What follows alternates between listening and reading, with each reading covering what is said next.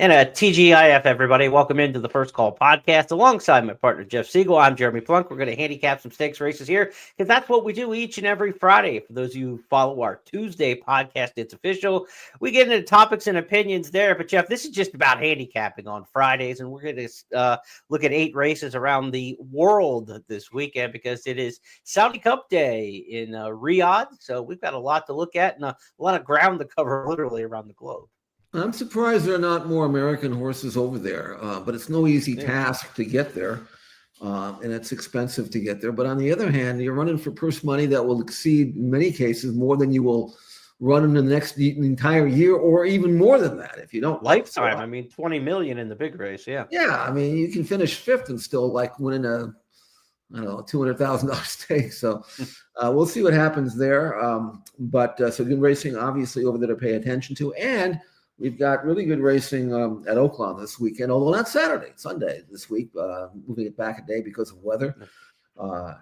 We also have a scratch in the Rebel Stakes. I don't know if you saw this or not, Jeremy, but Bullard will not be running on Sunday. Right. He's down with some kind of temperature or whatever it is. And that's the issue with shipping. I mean, it's not just like driving a car over to another town or something. I mean, you got to get on a plane. You got to, there's a risk involved. I know that if I had a Derby horse, I would be as conservative as I could possibly be in terms of shipping until I had to ship. So we lose Bullard, and that's too bad because he needed to show that he was better than his last race. And now this is not going to do him any favors at all if he wants to stay on the Derby trail and prove that he belongs on it.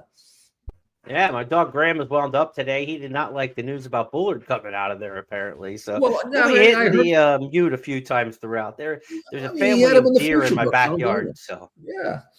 The deer in the yard do not go well with Graham. He's not happy about the fact that they're out there and how they could be messing with his property. So we'll discuss plenty over the course of the next 40 minutes or so. So let's get to our schedule of races. For those of you on our audio podcast channel, I'll read through those for you. For those of you on X and on YouTube who are watching the video, be sure to like and share this out. Comment in the comment section.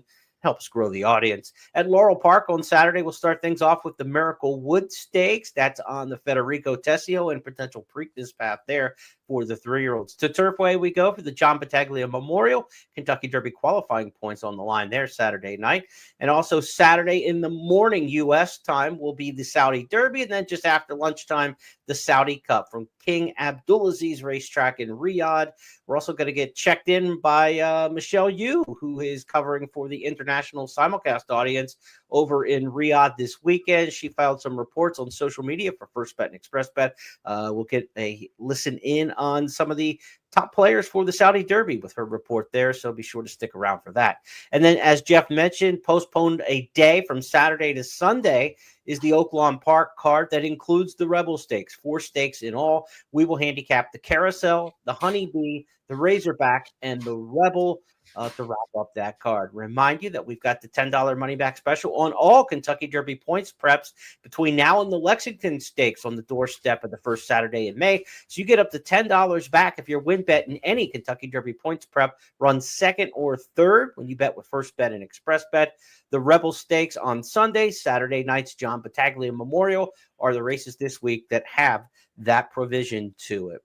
Let you know, too, that we've got some great promotions for you, including a late pick 4 hit and split on Sunday at Oaklawn. If you play the late pick 4 there, 2 million first rewards points up for grabs, so you'll split that with the only other players who hit the late pick 4 on the First Bet and Express Bet platforms. Of course, you get to keep your pari-mutuel earnings as well with those. And if you like to play handicapping tournaments, one last shot at Beat the Host. Many of you played last week, and many of you beat me. I was absolutely terrible. I picked one very short price winner for Mark Glatt at Santa Anita in the 10 races. So a lot of folks moved on to the Beat the Host championship round who played against me last week. Ron Nicoletti's not going to be as kind from Gulfstream Park. He's going to take you down this weekend. He's the host in the hot seat. If you qualified in 2 weeks' time, will be the Beat the Host championship round.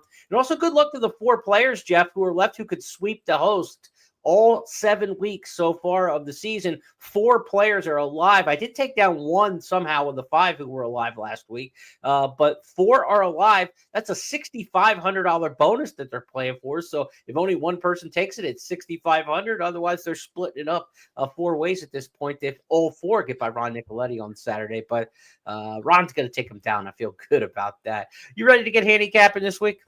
Let's roll.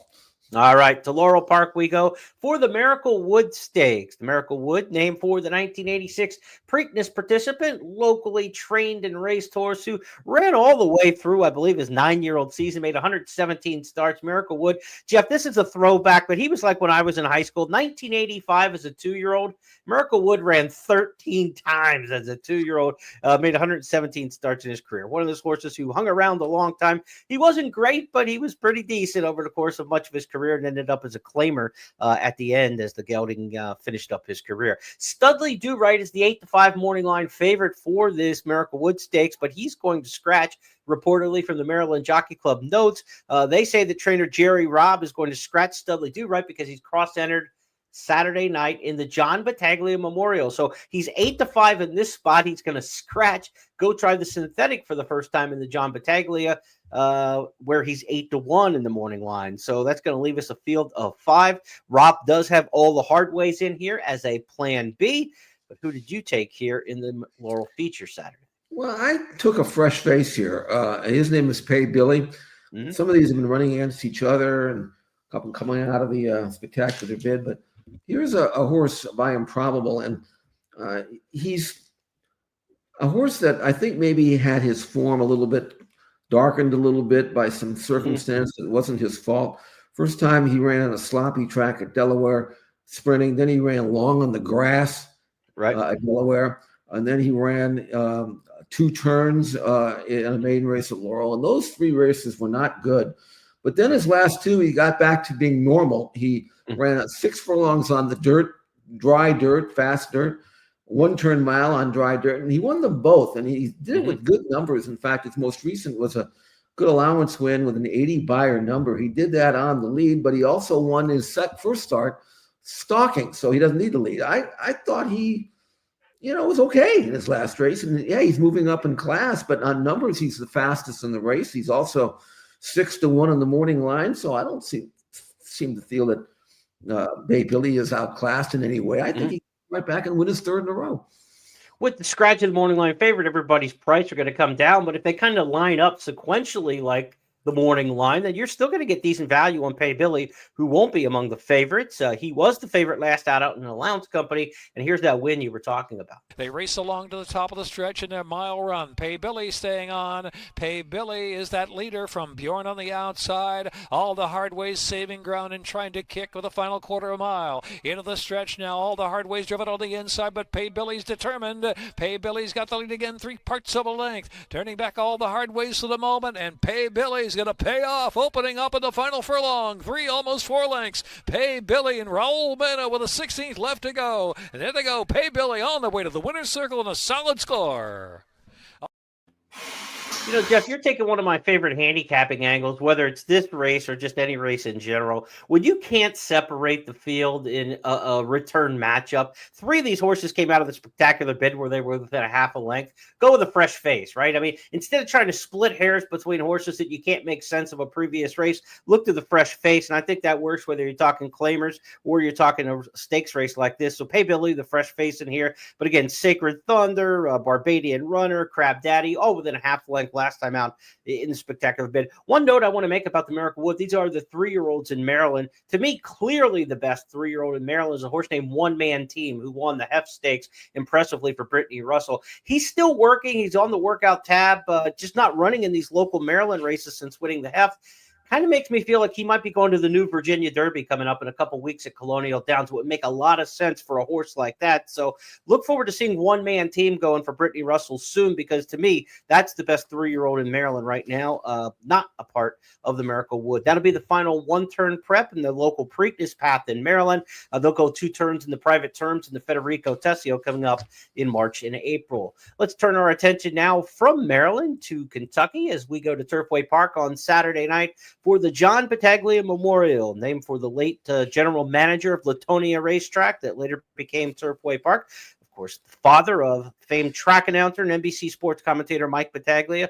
The elder Battaglia passed away in 1981. The race in his name is a prep towards the Jeff Ruby coming up next month. Mile on the 16th for the Battaglia. And Jeff, this race has never had superstars in it. So when you go back and look at the history of it, and you get a horse like First Resort, who was a horse second in the Saratoga Special, winner of the Kentucky Jockey Club, you can make a strong case that First Resort's the best horse ever to run in the Battaglia. It's a bit of an odd spot for a horse to run on the synthetic like this, but Owen Hardy had his two best 2-year-olds turning 3 train at Turfway throughout the course of the winter. We already saw a Poster come back and run a decent third, pretty good effort in the Sam F. Davis down at Tampa Bay Downs after training all winter at Turfway. Now First Resort, he just keeps him at Turfway here for the comeback race in the Battaglia. What do you make of First Resort? Well, he should handle the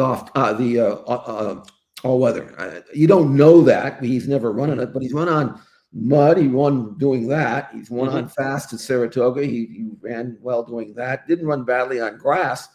Right. And then won at Churchill on the dirt. So one more obstacle to throw at him, one more racetrack to try to prove that he can handle. And I don't see any reason why he wouldn't handle the synthetic for trainer Owen Hardy, coached by Uncle Mo. I don't think he was all that well regarded to start his career. They gave him to Owen, who gets kind of like the leftovers from Godolphin, but he's done well. His numbers are reasonable, and he's much more accomplished than the foes that he's facing. So I don't see any reason why he won't win. I don't know if he'll be 2-1 or not, but it's a good spot for him. And he's a consistent horse. Looks like he's genuine. And I thought his last race, Group 2 race, was pretty good.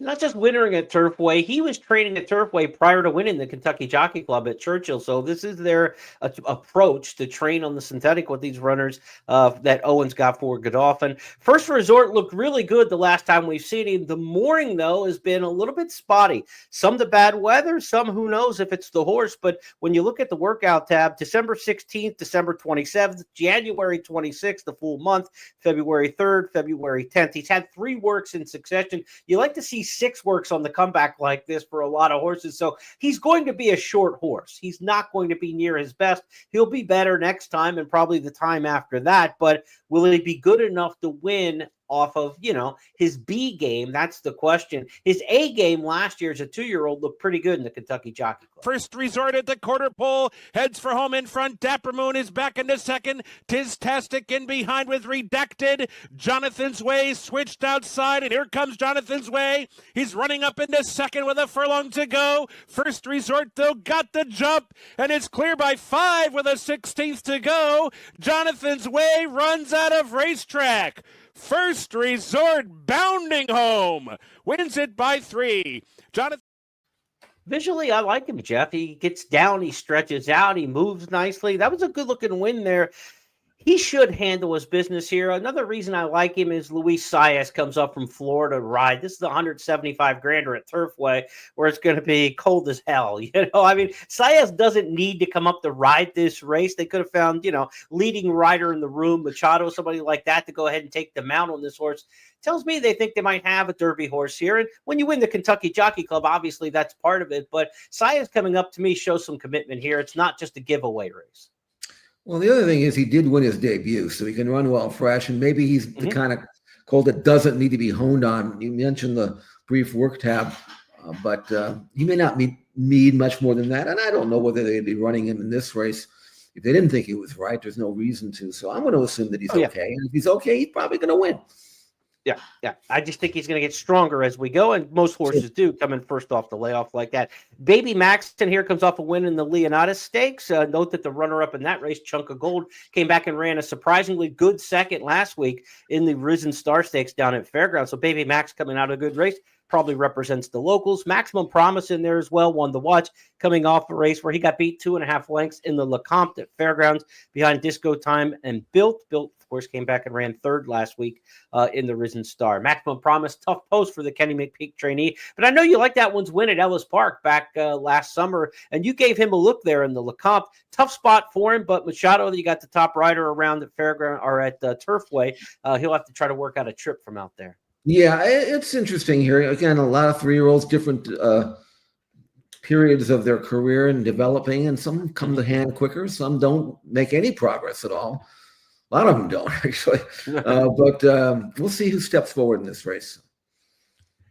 We turn our attention to Saturday's lead-in races. These will be first up on Saturday because Saturday morning U.S. time, in fact, 7 a.m. Eastern, the first race on the card from King Abdulaziz Racetrack in Saudi Arabia on Saudi Cup Day. You can watch and wager on all races on the card Saudi Cup Day with First Bet and Express Bet. Again, 7 a.m. post time for the first of those. 8:20 a.m. Eastern is when race number 3, the Saudi Derby, will take place. It's the 6th running in the Saudi Derby. Last year, we had ourselves a crackerjack race. Forever Young rallying by a nose and running down the American Bookham Dano. The Americans have won this race once in the past. In the previous 5, Pinehurst for Baffert did it back in 2022. Will we get a horse like Forever Young to move forward to the Triple Crown out of this race? Only 3 of the 11 entered are Triple Crown nominees at this point. You've got Yoshida Yohagi with a filly in here, Mistress. Of course, he was the trainer last year of Forever Young. Shin Forever also in here from Japan for Hideki Muro. We'll see if Shin Forever can punch his ticket forward like we saw last year with Forever Young. The one American in here, Jeff, is Cyclone State. We remember him from winning the Jerome Stakes in front-running fashion for trainer Chad Summers at Aqueduct back at the beginning of the year. This always looked like a spot for him. You and I talked about it in the immediate recap after the Jerome and said the Saudi Derby looks like a race for him at the 1-turn mile. What chance do you give Cyclone State? Pretty good, actually. He's American speed. I'm not sure how much the other horses in this race will be like coping with that. He's a nice horse who looks like a 1-turn mile is perfect because he's got good speed. Then he gives you that second move. He doesn't want, not one of these horses that kind of opens up and hangs on for dear life. Numbers wise, he's okay. He's not great. He doesn't have to be great to win this race. So I give him a good look. I didn't pick him, but he's certainly a major player and probably the deserving favorite at 2-1 in the morning line. Who'd you go with? I actually went with Golden Vacoma. This is a American-bred, Kentucky-bred colt who's done all of his racing in Dubai so far. So not sure who he's beating, but he's beating big fields. He's doing it in style. He's, again, got a good stalking style. Didn't run well so much in his first start, but then he won an allowance race and then won the 2,000 guineas over there. And again, not knowing exactly who he's beating, but I will say this. He earned a 96 time form rating in his most recent start in the Guineas. That was back in the 3rd week of January. And that's a very strong time form rating for a 3-year-old this time of the year. I know time form doesn't do numbers for American races, but Cyclone State not likely would have received that kind of figure from time form. So inside post, he's got good tactical speed, good stalking style.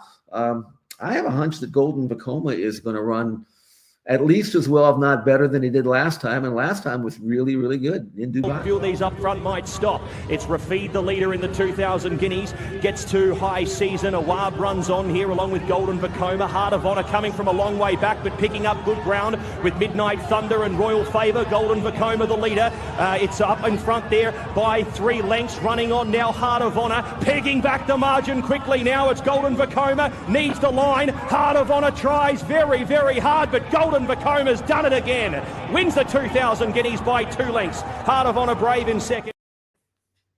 That might be the typical, stereotypical statement. Pull yourself up once you make the lead. Exactly. Once he made the front, his stride completely changed. Like, okay, I did it, you know. So there's something to learn there. You said he's only got the 3 career starts.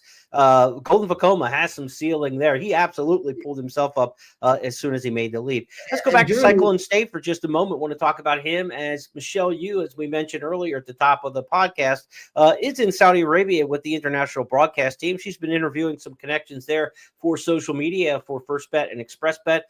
Some of those connections include the jockey and trainer for Cyclone State. Let's look at this Saudi Derby contender and Jerome winner, Michelle Yu, with the interview earlier this week. Chad Summers and Luis Riviera coming in here with Cyclone State. First of all, happy birthday. Thank you, Michelle. Thank you. I appreciate it. When's your birthday, Chad? Not today. All right, what's the colt been like since shipping over? He's handling everything well. Like when you bring a 3-year-old over here, is obviously tougher than an older horse that's just kind of been a little bit more experienced. So I lost a little bit of weight on the ship, but he seems to have put it back on, and every day getting bigger and stronger, and that's what we want to see. How do you feel? Your first time out of the country, visiting Saudi Arabia. Are you excited to ride at this track? Yeah, definitely. I saw the track today. I saw the surface. And everything is so different here. I'm just excited to be on the course and, see how it feels here. And this horse is proficient around one turn. You think that's going to work out for him again? Definitely. He showed that he can win the one turn mile, and he's going to do it again. Chad, you know how to bring a horse to the Middle East and win a big race. Where does this horse fit, or why did he fit? We've had this feeling for like 4 months now that this race was just kind of tailor-made for him. A lot of times we make decisions based on our feelings, and it's just every time he had to hit every step to make it here. He had to break his maiden, he had to win the allowance, he had to win the stake race, and he's done just that. Look, obviously it's a strong field of international contenders, including the local contingent over here, but we're going to give it our best shot.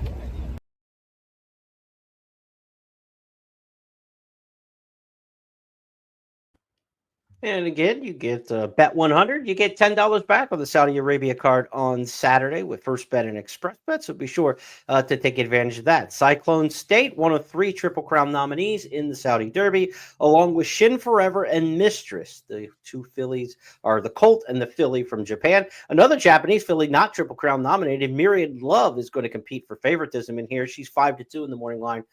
Has won all 3 of her career starts. Filly taking on the boys in the 6th running of the Saudi Derby. They will run the 6th edition of the $20 million Saudi Cup on Saturday as well. Post time for that one, 12:40 Eastern. It's race number 9, the 9th and final on the card from King Abdulaziz Racecourse in Saudi Arabia.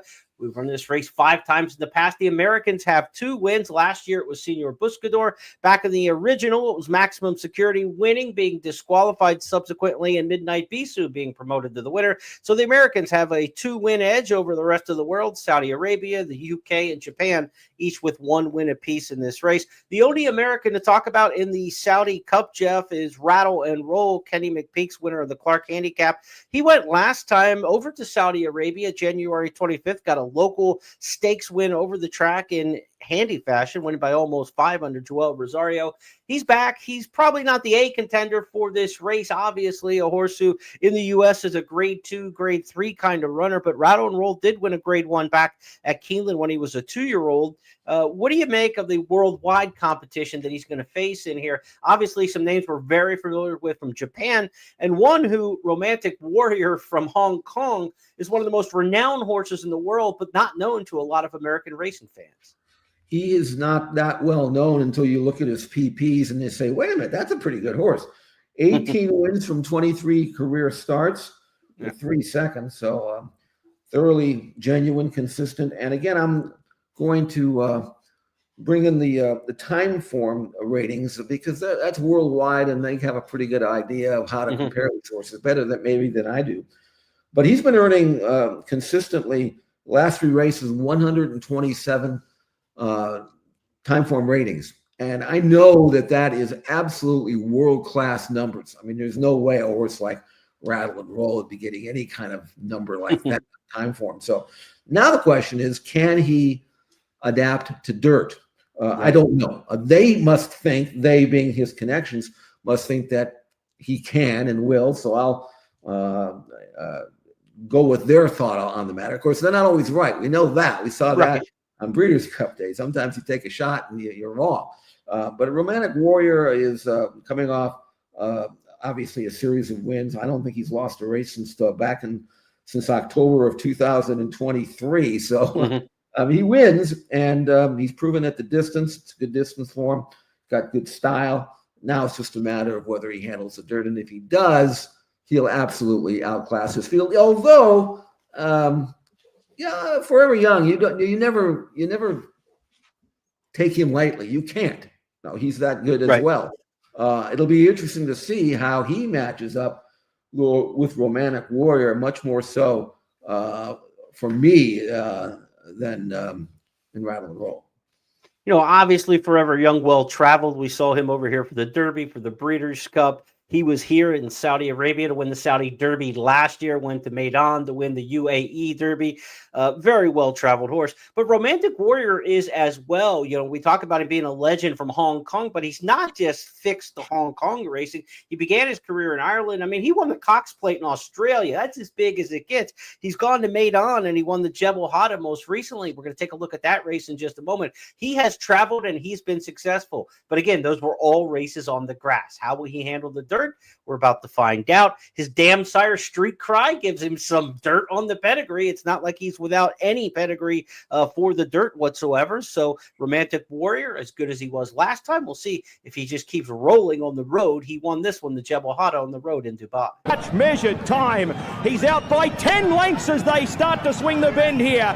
Romantic Warrior now chasing down the leader. Ottoman Fleet was next from Poker Face. Holloway Boy runs on. Measured time, 6 lengths in front of Romantic Warrior, who's coming with big bounds here in the Jebel Hatta. Measured time, but here is the champ over from Hong Kong, the global racing sensation, a Dubai Group 1 champion, 4 lengths on the line. Poker Face, oh no, measured. So what a win there in the Jebel Hatta for who I don't know if he will go favored or not. Romantic Warriors 5-2 in the morning line. Forever Young's 8-5. I think the public's going to go to Romantic Warrior. I think this horse could be favored. International wagering, of course, in the world pool here. I have a ton of respect for Forever Young. He very well could win this race. Others that we know the names of in here, Defunded, a horse who, of course, won the Hollywood Gold Cup out at Santa Anita back in his heyday, amongst his better wins. He's, over the past year, been sold to Saudi interest and has been racing over there. He comes off a win locally on January the 17th. Ushpa Tesoro, the Japanese runner, it's been to the last 2 Breeders' Cup Classic. Fans in the U.S. Certainly know him. So it's not the kind of Saudi Cup that's got like a bunch of American heavyweights over for it, but maybe just with, you know, the international prowess of the Japanese horses in recent years, we're more familiar with them now, right? And so that at least helps lift the profile of this race that otherwise you would say, well, there's only one American horse in here. He's rattle and roll, and he's probably not going to be one of the main contenders. There is some interest in this race, and certainly going to have Breeders' Cup implications with these Japanese runners. Yeah, you mentioned him not going fifth. I don't know what he will be. He's, again, I mentioned 5-2. I think I might gamble at that price if I got it. But if you look at the prices that this horse has gone off of, and every race that's listed in his chart, he's 10 cents in the dollar, 10 cents in the dollar, 90 cents to 60 cents. I mean, he's been in favor 20 cents. He's been favored in every race that I can see on the form, and not only favored but very short. So he's the kind of horse that'll attract money. But hey, if it's 5-2, I'll take it. Yeah, that is a look at the Saudi Cup card. Again, 7 a.m. Eastern, it begins. You bet $100 on the card with Express Bet or First Bet. You get $10 back. So basically a 10% rebate on your first $100 playing that card with First Bet and Express Bet. Let's go from Saturday's action to Sunday. Laurel Park has canceled racing for Friday today as we release our podcast. They pushed back the Friday card to Saturday and the originally drawn Saturday card to Sunday. That Sunday card now features 4 stakes races, the Carousel, the Honeybee, the Razorback, and the Rebel. Jeff and I are going to handicap those now, starting in race number 4 on Saturday at Oaklawn. It's the 6 furlong Carousel. Purse of $150,000 in this one. Jeff, who'd you end up with? I know Justine very well because she started her career out here in California. Mm-hmm. And I remember as a 2-year-old, she had run some absolutely dynamite one-turn races. And then because of her pedigree, John Sheriffs decided to stretch her out to 2 turns, which was the logical thing to do. But she never, in every one of her 2-turn races, one after the other, she'd flatten out. And it was so obvious that she was a one-turn horse, maybe a one-turn miler, but basically a one-turn sprinter. And he kept running her long and long and long, and on the grass, and long and long and long and long and long. And finally, he never backed her up. So now Shuri takes over, 6 months off, runs her one turn. I figured this filly might break the track record. She is going to be so happy running on one turn in an allowance race, no less. But then she ended up, she was 4 to 5 on the morning line. So good horse players had the memories of what she really was and wanted to be all along. And of course, the result was not only a win, but a career top number around 1 turn. Thank you very much. And again, now she's into the Carousel, who's also a 6 furlong sprint. And not only is she clearly better around 1 turn, but she's also got the best number in the race, which is why if I can get 5 to 2 in this race, I will dive in head first. So for me, Mystique is the gamble and the most logical winner. She's coming in from the fairgrounds, one of 5 last out winners in the race. It includes Benedetta, who's won 4 in a row, including the American Beauty over this track for Steve Asmussen. So she's already a stakes winner at the meet. Benedetta going for 5 in a row. Justique looking to prove Jeff right again that she is a tough cookie around 1 turn. The 6 furlong Carousel, race number 4, Sunday at Laurel Park on Rebel Stakes Day. Let's go to Sunday's 9th. It's the Honeybee. This will be one of the heaviest favorites, I think, of the weekend in any of the major races. She was 80 cents to the dollar when she won her debut. She was 30 cents to the dollar when she won an allowance race. She went into the Des Moselle at Aqueduct at 40 cents on the dollar, 2 to 5. Her name is Mohima. She's 3 for 3 lifetime, Jeff, and she headlines the Honeybee Stakes. Let's give the fans a chance to see Mohima, and then you could tell me after the Des Moselle, can anybody touch her in the Honeybee? Mohima is trying to sprint away from them. There's another great in pursuit, though, and that's Ballerina Doro, who now rides the rail and tips towards the outside, has Mohima in sight, and now Florent Giroux is going to have to ask Mohima to pick it up, and she's trying to sprint clear again. Ballerina Doro is trying to pull off the upset towards the outside. Mohima is finding plenty so far. Ballerina Doro is going to try one final time. Mohima's got to work and dig in. Mohima is going to win the Demoiselle. Mohima wins it over Ballerina Doro. Then came Liam in the dust. She's stablemate with Good Cheer, also for Brad Cox, who's the favorite for the Kentucky Oaks right now. But if Mohima wins this one, Cox is going to have by far the 1-2 favorites in this year's Kentucky Oaks. The runner-up in that race, Ballerina Doro, was supposed to run last weekend at Fairgrounds in the Rachel Alexandra and take on Good Cheer, but she scratched from that particular spot. So we won't know how those two compare until they meet, perhaps, not even getting a chance to see the common opponents. Big field, plenty of other speed in here. Mohima goes to the front for the most part. I don't know if she's a need-to-lead type, Jeff, but Gunite Max stretching out, going steady, Lake forward, outside runner 5G. I've got at least 4 other horses in here that might try to contest the lead in this mile and a 16th race. Do you think she handles that and shrugs them off? Yeah, I do. I don't think she necessarily has to be on the lead, like you mentioned. It looks like she can sit. She's got the rail, so she's going to get a good ground-saving trip every step of the way. And she may be the kind of filly that does only what is required. I don't think she's quite as good as Good Cheer, who wins her races with more authority, but it doesn't mean that Mohima isn't really top class, because she is. 7 to 5, maybe not a great gamble here, but I assume that because she's been kept in training, she hasn't missed a day. I don't think she'll be short, despite the fact that she hasn't run since early December. I think she just outclasses this field, and I think she goes on with it and wins no matter what is required, whether they give her the lead, which I don't think they will, or whether she sits second or third, saving ground, which certainly should not compromise her chances. Mohima, for me, to win the Honeybee. Much deeper race than we saw last week with the Rachel Alexandra, where Good Cheer was facing like 3 rivals, and they were all overmatched. This is, $500,000 on the line in the Honeybee. They got some horses to ship for this thing. I mean, Quick Kick, a horse who was 3rd in the Breeders' Cup Juvenile Fillies, 2nd in the Alcibiades.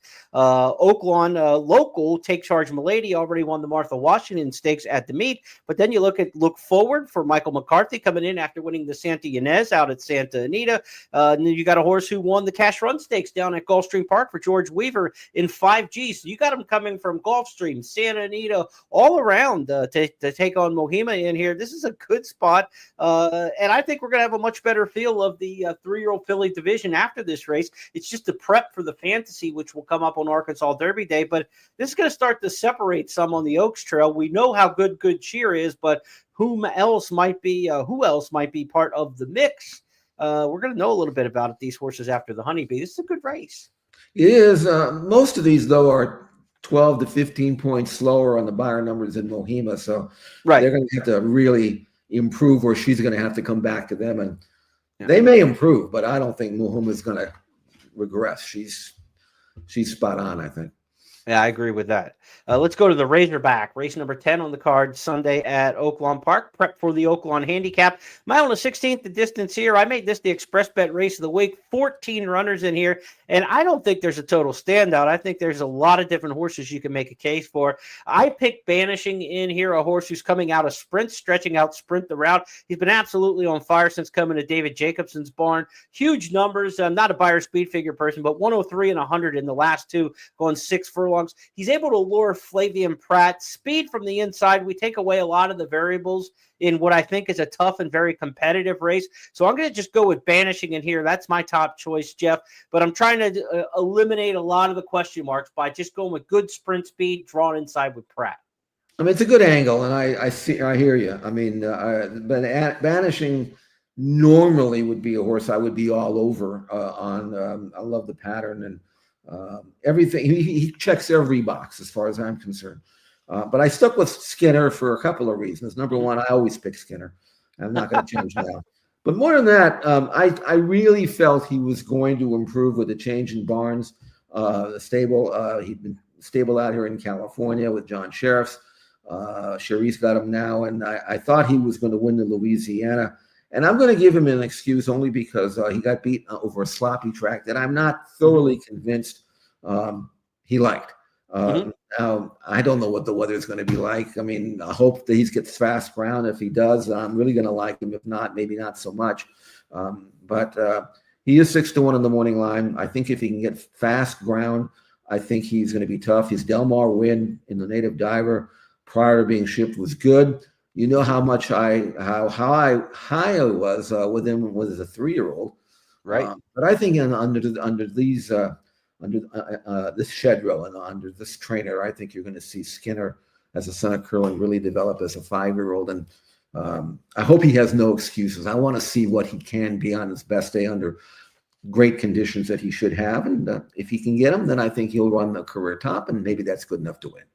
Fairgrounds leading rider Jose Ortiz rode him last time in New Orleans. He's going to make the road trip to take him through the Razorback as well. Let's go back to Skinner's effort. First time for Cherie DeVoe when third in the Louisiana Stakes at Fairgrounds. Has taken a lead from Track Phantom, who tries to respond. Right there, Maycock's Bay at the point of attack. Pipeline and Skinner tries to unwind on the far outside. They turn for home. It's Komodobino Amoide. Maycock's Bay, Skinner on the outside, and Track Phantom with the rail. 3/4 in 1:13. 0.12 seconds. 1 furlong to go. Here's Skinner, Maycock's Bay, Komodobino Amoide fighting hard. With on the far outside, Hit Show, who was last on the back of the track with Laurel Park. It's Hit Show, and Hit Show has come right over the top to win the Louisiana Stakes from Komodobino Amoide.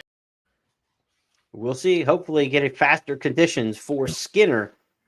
Jeff's got Skinner in there. I'm going with Banishing the 2. We'll see if one of us can get through the Razorback Stakes. Let's go to the Rebel on Sunday at Oaklawn Park. It's race number 11. 50 qualifying points towards the Kentucky Derby, 25 to second, and so forth down the line.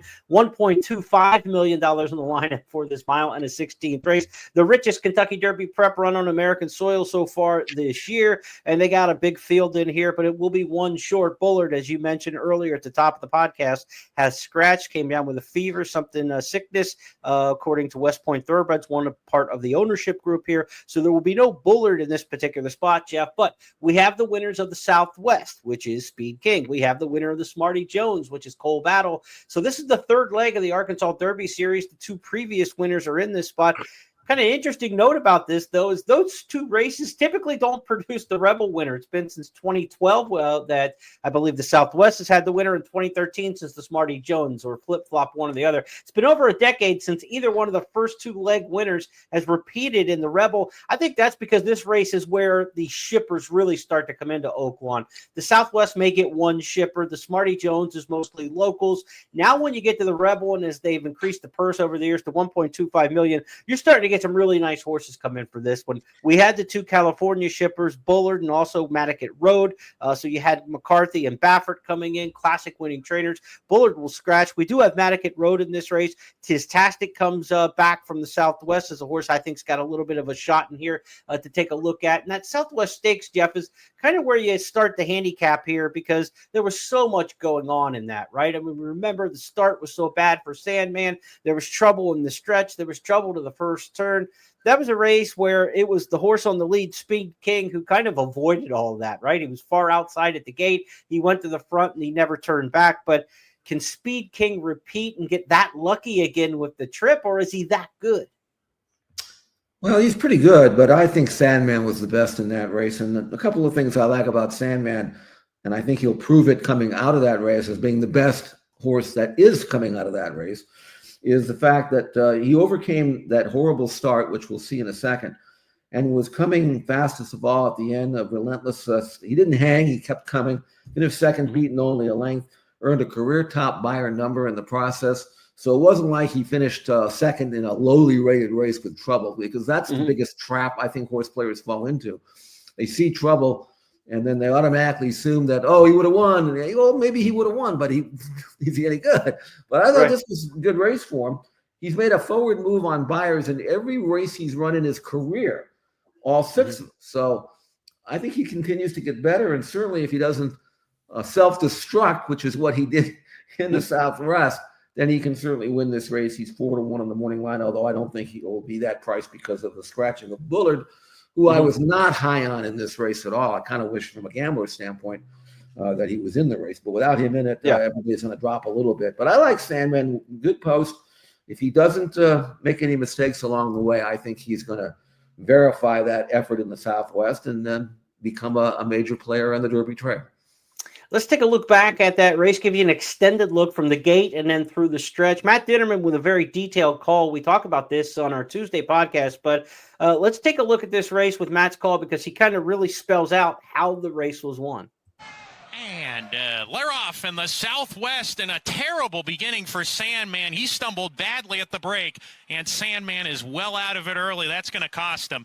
Speed King on the lead today. He's trying to get over from the far outside post. Gaming has to steady hard behind horses into the first turn run, so not a good go for Sandman or Gaming. The second and third choices in the wagering. Patch Adams, in the meantime, he's third last. So the 3 horses that have supported in the wagering are second to last, last, and third last, approaching the backstretch run as they come to the top of the lane. Speed King, Rafael Bejarano putting away American Promise, and Speed King says, come and catch me if you can. Speed King down the lane with a 3-length lead. Look at Sandman after the bad break. He's run a tenacious race, and Patch Adams, they're moving after Speed King. Speed King, 16th to go. He's 2 ahead. Sandman trying to get him. Speed King holding on. Sandman trying to dive after him, but it's going to be Speed King. Speed King all the way. I'll say this about the Rebel Stakes. It should be an easier trip than all those horses had in the Southwest. Like, everything can't go wrong that went wrong in that particular race, which means Speed King, who got the beneficiary, was the beneficiary of all that, has to work a lot harder to win this one. And I think there's some pace in here. It was a wire-to-wire win in the Smarty Jones for Cole Battle. It was a wire-to-wire win for Speed King in the Southwest. But I think there's some sprint speed in here. Smoking Wicked can bolt. This is a Louisiana-bred stakes winner for Dallas Stewart, but he won an open company Churchill allowance going 7/8 of a mile in a fast time. He can run. So I think there's some speed in here. Innovators back after trying to wire and almost wiring the Lecomte at 16-1. This race is not going to look like the 49-115 that Cole Battle got in the Smarty Jones. It's not going to look like the easy lead after everything happened behind him for Speed King last time. This is going to be a different kind of ball game. And then what do we do with Matticat Road? I defaulted to him, Jeff. I've liked this horse. I know you don't, so we're kind of on different camps. I wasn't wild about his race in the Bob Lewis. I thought he'd run second in there, and he didn't. Rodriguez proved to be better. But he got beat by Citizen Bull and Rodriguez, who arguably are 2 of the top 6-7 Derby contenders maybe right now. And for Matticat Road, I liked his win on opening day at Santa Anita back on the 26th. That was only a 6-furlong race, but I like the way he finished up in there. Irad Ortiz now gets the mount for Baffert. We don't get to see that combination very often.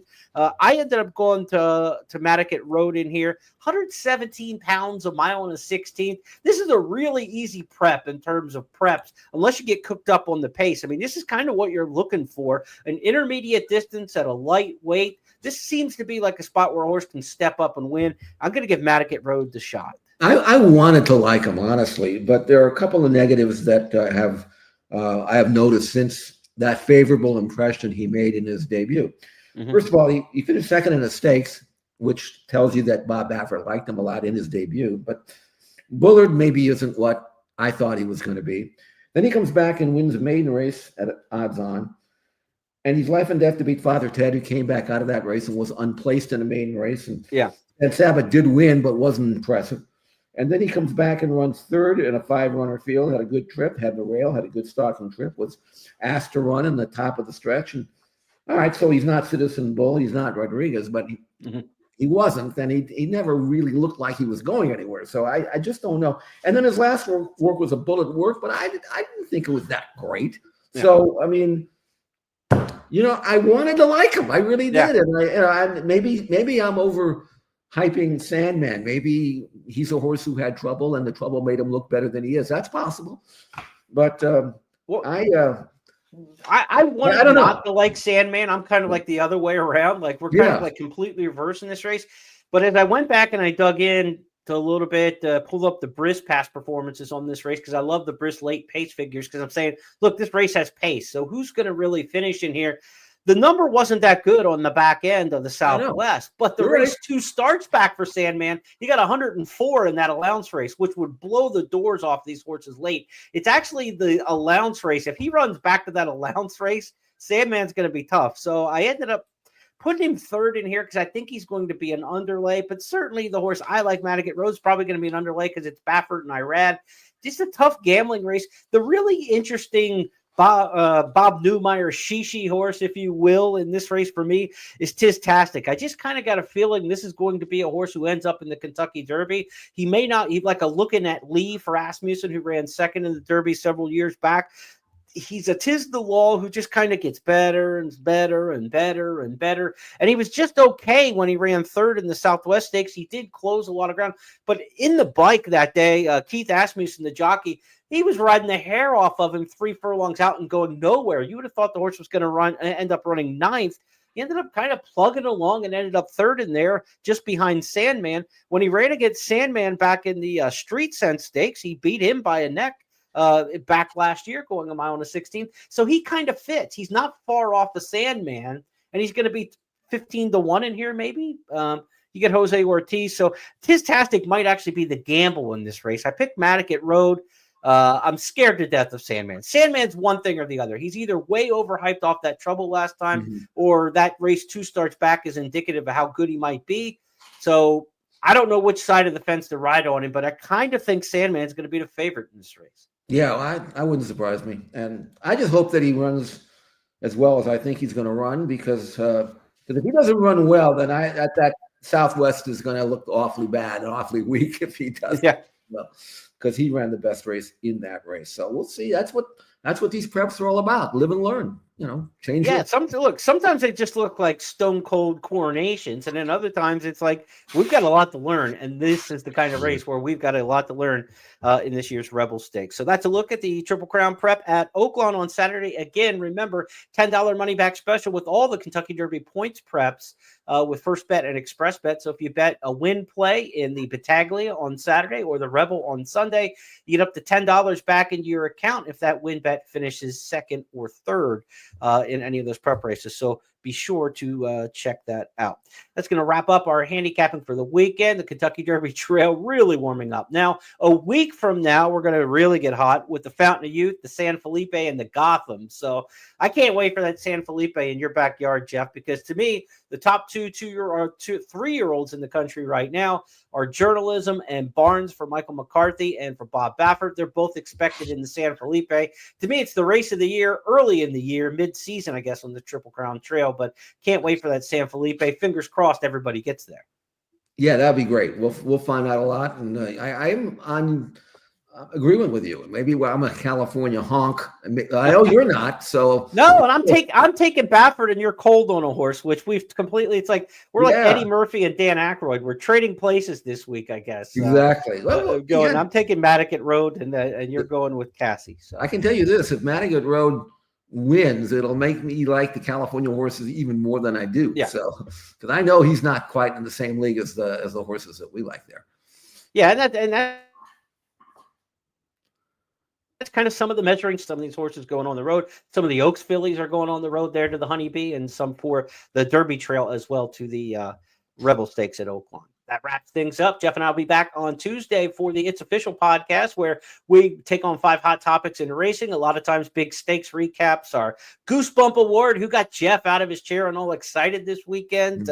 Find that out on Tuesday. Between now and then, though, Jeff, you got a lot of work to do. I know you're doing daily analysis for Santa Anita for the website as well.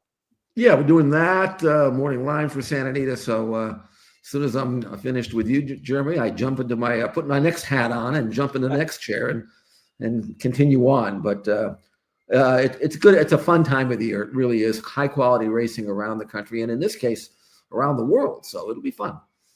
All right. Enjoy it. 7 a.m. first post time on Saturday for that Saudi Cup Day card.